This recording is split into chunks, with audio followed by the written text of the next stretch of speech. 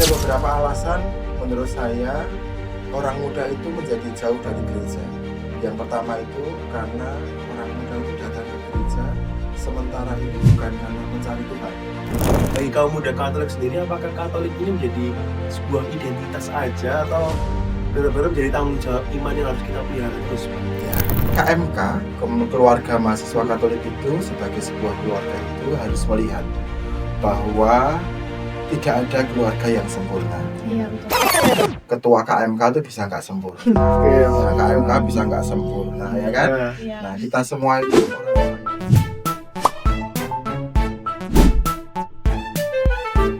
Halo Sora, selamat datang di podcast Patrisius Podcast. Wah, udah lama banget nih kita nggak ketemu ya Sora, ya kan Kak? Betul banget nih, udah 8 bulan yang lalu ya episode Wah, pertama nih ya. 8 bulan nih, cukup lama ya Kak. Udah Bener kayak banget. nungguin season baru nih para Sora. Benar. Apalagi kita hadir kembali dengan suasana yang baru. Hostnya juga baru nih ya, berbeda dengan yang lain nih. Iya nih Kak, boleh kenalan dulu nggak sih? Boleh. Sebelum kita lanjut Oke. lagi ya. Halo Sora, aku Bensi Dan aku BP yang akan menemani kalian di podcast kali ini. Oke, langsung aja ya Kak, nggak usah Langsung lama-lama. aja, betul. Kita bakal bahas topik yang cukup penting nih, tapi melekat juga pada kehidupan kita. Kak, BP tahu nggak sih apa topik kita hari ini? Agaknya berat ya topik kali ini tuh ya. Kak. Boleh nggak Itu sih Kak dikasih tahu nih topiknya apa? benar. Obrolan kali ini tuh kita akan membahas urgensi menjadi orang muda Katolik di zaman sekarang. Wow, cukup berat ya Kak. Tapi Berat tenang banget. aja Sora, kita gak bakal bahas topik ini berdua aja kok. Kita bakal undang satu narasumber yang sangat luar biasa. Siapa ya Kak? Siapa tuh? Ada yang tahu nggak Sora nih? Siapa ya? Saya. Oke, gak usah lama-lama ya Kak. Kita undang sekarang narasumber kita yang luar biasa untuk menemani podcast kita kali ini. 1, 2, 3. Pak Kris.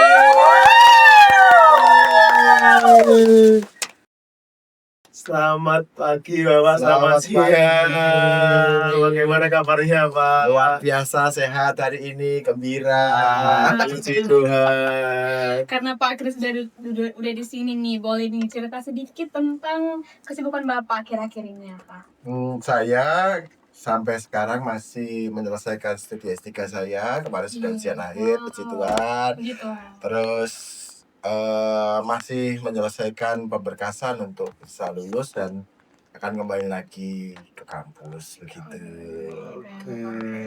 Lumayan sibuk ya ini Iya, ya. sibuk banget. Oke Pak, sesuai dengan topik kita hari ini, yaitu urgensi sebagai orang muda Katolik. Nah, menurut Bapak nih, bagaimana sih kehidupan orang muda Katolik di zaman sekarang? Melihat perkembangan zaman tuh sekarang ini sangat cepat ya Pak, dan bahkan kita tuh kadang ikut ke bawah arus juga. Betul. Nah, kondisi orang muda Kristen yang Katolik ini itu menghadapi banyak masalah umumnya sama seperti yang lain. Yang pertama, kita sebut ini sebagai polikrisis. Polikrisis, poli itu artinya banyak, krisis itu masalah. Sebetulnya ada banyak masalah. Masalah yang pertama karena kita hidup di era digital. Ada banyak dari kita yang akhirnya tidak lagi hidup di dunia nyata tetapi hidup di dunia maya. Dan kenyataan dan kemayaan ini menjadi semacam persaingan begitu satu dengan yang lain, sehingga orang muda seringkali bingung. Lalu ada juga kelihatannya kita itu sibuk di dunia maya. Kita scrolling, kita bikin status, kita bikin konten begitu ya. Tetapi hatinya sebenarnya kesepian. Kenapa kesepian? Karena orang muda itu menghadap sesuatu, like, follow, komentar, sehingga eksistensinya itu dicari. Lah, pertentangan antara kesepian hidup dengan eksistensi ini semakin kuat di kehidupan orang-orang Kristen yang Katolik ini. Nah, terus yang kedua, masalah apa yang ada di anak-anak muda Katolik adalah pacaran beda agama. Wah, itu relevan dari zaman dulu karena jumlahnya sedikit, preferensinya lebih banyak yang bukan Kristen Katolik, sehingga kita akan keberatan, akan mengalami masalah di situ. Kita kira gitu sih. Oh, sulit banget ya Pak ini. Mm-mm. Kira-kira Pak, tantangan yang sebenarnya nyata dan paling berdampak bagi kita itu apa Pak sebenarnya? Oke, tantangan yang paling nyata dan paling berdampak pada kita adalah ketika kita hidup dalam dunia digital, kita itu punya distraksi. Misalnya kita punya tugas nih, kuliah, harusnya dikerjain, ternyata kok scroll TikTok, dan Nah. scroll TikToknya itu banyak gitu. Berjam-jam ya Pak. Berjam-jam gitu, sehingga bisa dievaluasi, ternyata kita sudah 4 jam nih, lihat. Nah, itu kan masalah besar. Lah di situ ketika kita menghadapi tugas yang relevan, tugasnya dihadapi, harus mengerjakan tugas kuliah, harus bekerja, misalnya teman-teman yang bekerja, tetapi kita punya distraktor yaitu media sosial di mana kita tidak hidup nyata di sana. Lalu yang kedua yang menjadi masalah adalah terkait dengan banjir informasi. Banjir informasi itu hari lepas hari, jam lepas jam, setiap jam, bahkan setiap menit kita itu kedapatan informasi yang luar biasa banyak. Iya betul. Kalau satu konten TikTok atau satu konten IG itu 30 detik saja, dan kita scroll selama 30 menit, maka kita sudah mengkonsumsi 60 informasi yang berbeda-beda. Otak kita menjadi kelelahan. Itu yang dihadapi betul oleh orang muda kita. Begitu ya Pak. Nah, terus bagaimana nih Pak? Apa sih yang menjadi penyebab orang muda itu menjauh dari gereja? Entah itu sekedar hanya beribadah, ataupun mengikuti kegiatan lain seperti pelayanan, ataupun mengikuti OMK. Kenapa Pak? Oke. Ada beberapa alasan menurut saya orang muda itu menjadi jauh dari gereja. Yang pertama itu karena orang muda itu datang ke gereja sementara ini bukan karena mencari Tuhan, Terus apa Pak? tetapi karena menjalankan ritual kewajiban. Kalau kewajiban ke gereja itu dianggap hanya sebagai kewajiban, maka ya orang hanya datang pulang, Iya, Pak. pulang, tidak Betul, merasakan betul, bahwa iya. sebetulnya kita ke gereja itu mengalami ekaristi di mana Yesus dikorbankan. Kita ingat bagaimana pengorbanan Yesus. Tapi kalau cuma datang pulang itu menjadi masalah. Sehingga ritual itu kering. Datang, tidak mendapat apa-apa, pulang. Hanya mendapat komuni, pulang. Dan komuninya tidak dimaknai dengan baik. Yang kedua, kita seringkali menganggap bahwa gereja itu birokratis. Mau minta pengakuan dosa, harus bagaimana, atau misalnya aku dalam kondisi sakit nih, mahasiswa kan juga punya masalah ya, salah satunya masalah mental health ya. Nah, isu mental health ini stres yang berkepanjangan, depresi berat, seharusnya bisa nih minta minyak suci, tapi kita tidak tahu gimana caranya. Bisa ya, Pak, mahasiswa sebenarnya, Pak, itu? bisa.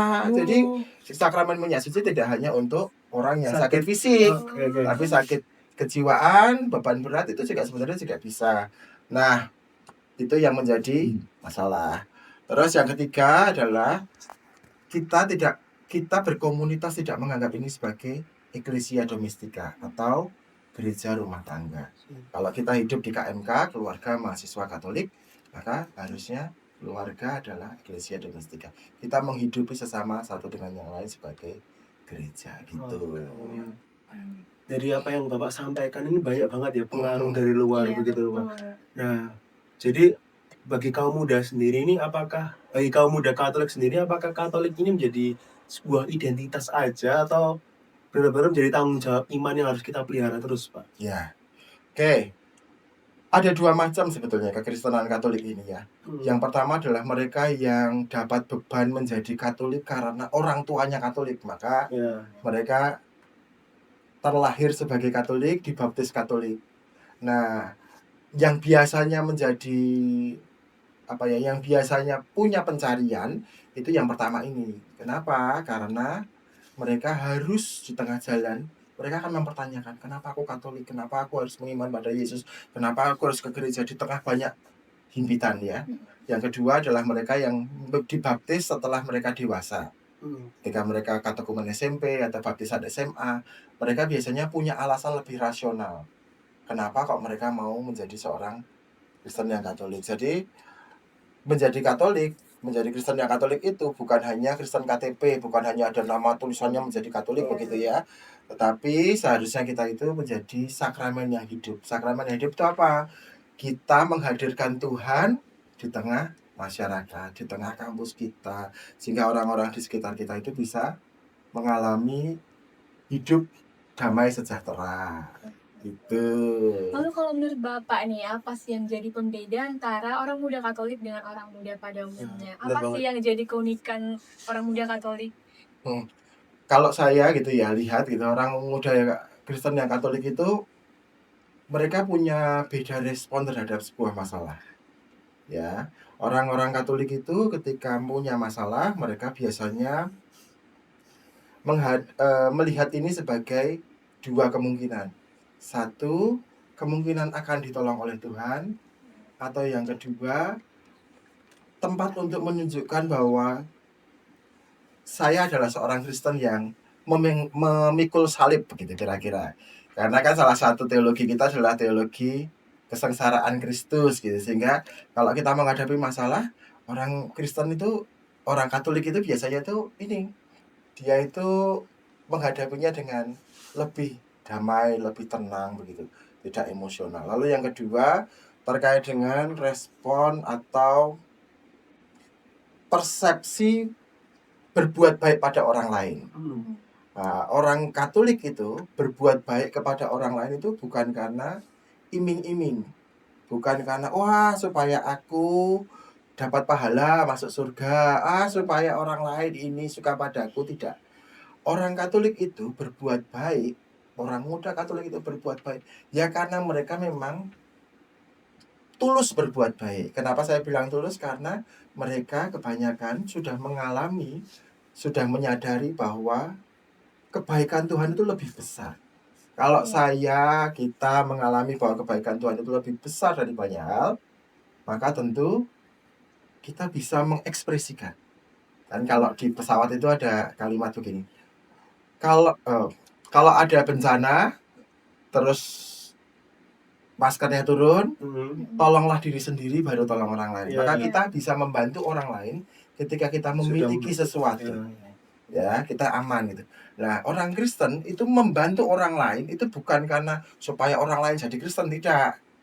Tapi karena kita sudah berlimpah berkat dari Tuhan. Maka itu adalah ekspresi cinta kepada orang lain.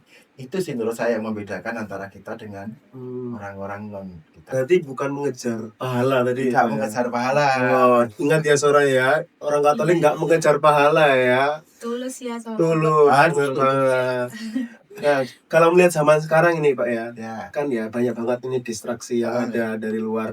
Nah itu seberapa penting dan seberapa mendesak bagi kaum muda sendiri untuk memelihara imannya? Oke. Ini berkaitan dengan jawaban tadi yang pertama ya. Yang jawabannya sebelumnya adalah Kristen KTP atau Katolik KTP gitu dengan distraksi. Nah, kalau kita cuman sebagai identitas saja itu tentu tidak cukup. Tapi dunia ini tuh disrupsi itu bergelora gitu ya, banyak masalah yang datang, berubah setiap waktu, ketidakstabilan ada. Maka iman kekatolikan, iman orang Kristen itu tidak boleh hanya menjadi aksesoris, tetapi menjadi sebuah jangkar. Jangkar itu pengait yang bisa jadi pegangan. Ya, jadi imannya orang Kristen adalah iman yang menjadi pegangan di tengah dunia yang destruktif gitu. Nah ini sih Pak pertanyaan yang paling penting ya buat Sora juga buat kita juga biar tahu gimana sih caranya supaya iman yang kita punya itu nggak cuma kita yakini tapi juga kita lakukan di kehidupan sehari-hari. Oke. Menjadi pegangan hidup gitu ya. Gimana caranya untuk menunjukkan kalau kita punya iman? Ya, iman menjadi pegangan itu mudah dikatakan, sulit direalisasikan gitu ya. Tetapi yang harus kita lihat begini, bahwa kita punya teladan yang luar biasa. Namanya Yesus Kristus. Yesus Kristus itu mengalami sengsara. Yesus itu mengalami wafat di kayu salib. Nah, kalau kita punya teladan seseorang yang mengalami sengsara demi mendapatkan kemuliaan kekal, dalam hal ini kehidupan kekal ya, maka kita seharusnya bisa melihat iman sebagai alat bantu ketika kita menghadapi kerentanan, ketika kita menghadapi kegagalan. Kalau kita gagal, maka ini tuh bukan akhir dari segalanya. Hmm. Ada kemungkinan dan kemungkinannya besar bahwa Tuhan akan membantu. Tuhan akan menolong, Tuhan akan menyelamatkan kita. Maka teologi kerentanan itu mengingat bahwa Tuhan akan bekerja ketika kita di kondisi yang rentan, di kondisi yang lemah. Oleh sebab itu teman-teman, Sora, ingat bahwa kalau kamu gagal, ada Tuhan yang pasti akan menolong. Ingat ya Sora. Iya. Jangan takut gagal Sora. Betul, Karena apalah. Tuhan bakal nolongin kita. Iya kan, kita kan bener apa yang dikatakan Pak Kris itu, kita udah dapat kebaikan dari Iya. Tuhan dari awal, dari beri berkat. Jadi apa yang udah diberi Tuhan itu kita salurkan kepada sesama begitu. Pak, kira-kira hal sederhana ini ya, kan kita juga sering melihat teman-teman kita ini misalkan ya jarang ke gereja atau ya istilahnya menyeleweng dari iman mereka gitu. Apa yang mungkin harus kita lakukan untuk mereka? Oke. KMK, keluarga mahasiswa Katolik itu sebagai sebuah keluarga itu harus melihat bahwa tidak ada keluarga yang sempurna. Iya betul. Ketua KMK itu bisa nggak sempurna. Iya. Nah, KMK bisa nggak sempurna, ya kan? Iya. Nah, kita semua itu orang-orang yang tidak sempurna. Dan Tuhan itu mengatakan bahwa gereja, di sinode kemarin itu mengatakan bahwa gereja adalah rumah bagi orang sakit. Ya, karena rumah bagi orang sakit, KMK ini juga rumah bagi orang sakit. Apa yang bisa kita lakukan adalah yang lebih kuat membantu mereka yang lemah. Ya, nah dalam ajaran gereja ada sih sebenarnya kalimatnya. Kalimatnya adalah kontemplatif aktif. Kita yang tetap ke gereja dengan hati yang penuh gitu ya. Kita menyambut Ekaristi dengan penuh. Kita punya kekuatan daya ilahi untuk bisa memberi semangat, memberi bantuan bagi mereka yang ada di sekeliling kita. Jadi KMK ini bukan sekedar organisasi mahasiswa atau organisasi pemuda, tetapi adalah bagian dari gereja yang hidup, saling menguatkan satu dengan yang lain. Berarti KMK ini menjadi wadah yang penting buat mahasiswa ya Pak ya, buat menjaga imannya supaya tidak menyeleweng gitu. Betul kan sih? Menurut Bapak nih Bapak ini sebagai dosen pembimbing nih, dan juga paling dekat nih sama orang muda. Apa sih pesan Bapak buat orang muda di luar sana untuk mereka agar tetap semangat menjalani iman mereka? Oke. Satu, jangan takut menjadi rentan, ya. Menjadi lemah jangan takut. Kenapa? Karena kalau kita rentan, kita lemah, Tuhan pasti akan tolong kita.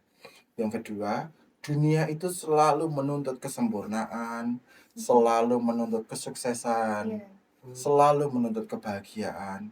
Nah, ketika teman-teman tidak mendapatkan itu, ingatlah bahwa Tuhan itu mencintai kita apa adanya. Betul.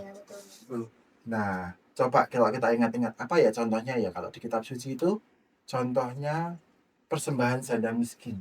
Ya walaupun miskin, tapi memberikan tetap memberikan apa yang mereka punya dengan ikhlas, dengan suka hati, dan itu ternyata menjadi perkenanan bagi Tuhan. Maka jangan takut teman-teman, kondisi teman-teman kondisinya rapuh, sedang sakit, sedang tidak sempurna, Tuhan tetap mencintaimu. Amin. Ini jadi pengingat ya buat kita ya Kak, buat Sora juga. Selalu ingat Tuhan, bahwa Tuhan selalu ada buat kita. Mencintai kita tentunya. Terima kasih banyak Pak Kris untuk pengingat kita buat hari terima ini. Kasih banyak. Terima kasih. Udah sharing-sharing nih buat kita, udah jadi pengingat buat kita agar tetap dekat sama Yesus, dengan Tuhan Yesus. Dan sih nggak kerasa ya kita udah ngobrol panjang soal iman kita nih ya di tengah zaman yang begitu banyak. Gitulah. Udah banyak ya ilmu yang kita dapat hari ini ya. Jadi thank you ya Sora yang udah menemani kita selama ya podcast kali ini. Thank you juga buat Pak Kris atas ilmunya. Semoga menjadi pengingat kita untuk semua, untuk Sora semua di sana. Terima kasih ya Sora udah nonton kita sampai sekarang. Jangan lupa like, komen, dan subscribe supaya kalian gak ketinggalan sama episode podcast selanjutnya. Sebelum penutup nih ya Grancy dan Pak Kris, kita jargon dulu. Boleh, ayo. Sebelum menutup ya. Oke. Nah, yang bilang ya. Ya. KMK Santa Patricius. One way.